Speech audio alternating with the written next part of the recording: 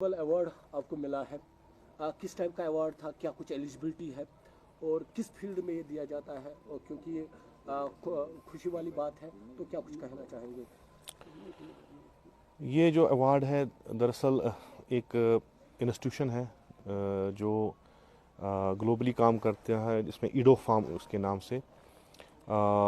उनकी जो डायरेक्टर है डॉक्टर हलीमा सादिया, तो उनके साथ कुछ सालों से हम जुड़े हुए हैं और जो ये काम हम करते हैं तो उस तनाजुर में वो उसको एनालाइज करती है, देखती है। उनका जो पूरा इंस्टीट्यूट है इस पे बैठ के डिस्कशन करता है और मुख्तलिफ़ फील्ड्स में ये अवार्ड दिए जाते हैं। किसी का वो जो स्पीकिंग एस्पेक्ट को लेके, किसी का कोई काम जो है for the betterment of community, या मसलन ग्लोबली जो हम करते हैं, जो एक ग्रीन रेवोल्यूशन का, यानी पूरी अर्थ को मुख्तलिफ़ चीज़ों से जो उसको हार्म पहुंचाती है उसको बचाने का, दरवाक़े बहुत सारे फील्ड्स हैं। और मैं ये कहूँगा कि मैं जो काम करता हूँ वो बहैसियत एक इंसान जो फ़र्ज़ है वो अंजाम देता हूँ, और वो काम शायद उनको पसंद आया हो, और उनके जो क्राइटेरियाज़ हैं इन अवार्ड्स के लिए, जो क्राइटेरियाज़ हैं उनके, जो जिसको हम रिकॉग्नाइज़ करते हैं किसी का काम, शायद वो उनके फ़िट बैठा होगा। तो इसके लिए मैं उनका शुक्रगुज़ार हूँ कि उन्होंने ये काम जो है सराहा है। और मुख्तलिफ़ लोगों के साथ जो एजुकेशनल फ़ील्ड में, बिज़नेस फील्ड में, सोशल वर्क में, मुख्तलिफ़ फील्ड्स में जो अभी काम करते हैं ग्लोबली, उनको अवार्ड से नवाजा गया। उसमें मुझ हकीर को भी ग्लोबल लीडर इम्पैक्ट अवार्ड का जो है वो एजाज़ दिया गया। कितने लोगों को ये एजाज़ मिलता है सालाना? मेरे ख्याल से कुछ 10-20 बंदे थे, जिसमें यहाँ से कश्मीर से 2-3 थे जिनको ये अवार्ड दिया गया। इंडिया से भी थे और इंडिया के बाहर भी थे। मेरे ख्याल से 20-25 लोगों तक को ये अवार्ड दिया जाता है। क्योंकि अंजुमन का एक चैप्टर आपने स्टार्ट किया था इतिहाद को लेकर, खासकर जो समाज में बुराइयां पड़ रही है उसके खिलाफ आपने आवाज़ उठाई थी ताकि नौजवानों को एक ट्रैक पे लाया जाए। उसमें उस समत में क्या कुछ प्रोग्रेस है और आने वाले वक्त में क्या कुछ आप उस पर करेंगे?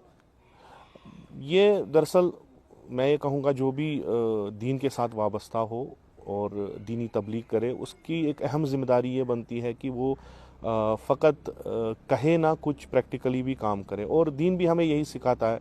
इसी तनाजुर में जो कुछ काम हो रहे हैं अभी वो पूरे सेटिस्फैक्ट्री नहीं है, उस मेयार पर नहीं पहुँचे हैं जहाँ पे पहुँचने चाहिए, लेकिन जो स्टार्ट हुआ है, जैसे आपने भी कहा कि मसलन जवानों के लिए इकनॉमिकल ग्रोथ या जो मंशियात का मसला है, उसके साथ हम मुख्तलिफ़ इदारों के साथ जुड़े हैं और मुख्तलिफ़ इदारे जो इसमें काम करते हैं उनकी एक्सपर्टीज़ जो है हम बरोए कार लाते हैं, उनके उससे फ़ायदा उठाते हैं, और उनके सेंटर्स जो होते हैं या वो जो काम करते हैं, एक साथ में मिल के जो काम करते हैं उसमें आगे जा रहे हैं। और अभी मंशियात के हवाले से हमने बहुत सारे रिहैब सेंटर्स के साथ भी बात की और बहुत सारों को वहाँ पे भेजा है जो इस मरज़ में मुब्तला हैं।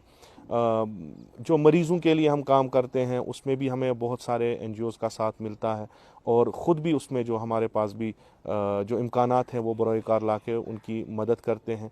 और जवानों के लिए जो प्रोग्राम है, अभी कुछ AI का प्रोग्राम उस पर काम हो रहा है, जिसमें जवानों के लिए जो है रोज़गार के फराहम जो मौके फराहम हो, और AI फील्ड में, कंप्यूटर फील्ड में वो आगे जाके अपनी जो है कंपनीज़ को इस्टेब्लिश कर सकें। उस पर अभी काम हो रहा है। अभी इंशाल्लाह कुछ महीनों के बाद उस पर ये सेंटर्स खोले जाएंगे। इसके अलावा हेल्थ सेक्टर में हमारा एक इरादा था कि डायलिसिस सेंटर खोलें। अभी कुछ मुश्किलात सामने आई, उसके बावजूद अभी वो नहीं हो पाए। इंशाल्लाह आगे वो होगा। और जवानों के रोज़गार के लिए जो मैं समझता हूँ कि इकनॉमिकल डेवलपमेंट जो है वो बहुत ज़रूरी है, ताकि हमारे जवान जो है अपने काम में मशगूल रहें और इन मंशियात की लत में ना पड़े। उसके लिए भी कुछ ऐसे एक्सपर्ट्स से बात हो रही है, तो इंशाल्लाह उम्मीद है कि कुछ महीनों में वो भी शुरू होगा इंशाल्लाह।